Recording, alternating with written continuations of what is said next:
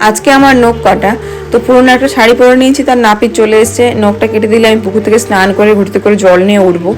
তো এখন বাজে 2টো বাজে আর বেশ ঠান্ডা।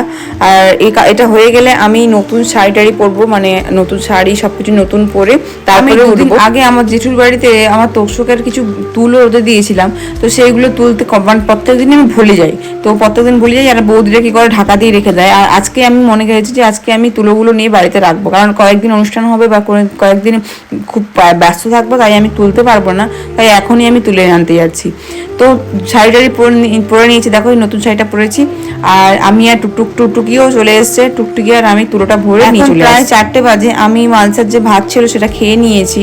এরপরে যে মাছগুলো ধরা হয়েছিল সেই মাছগুলো আজকে রাতে ভাজা হচ্ছে।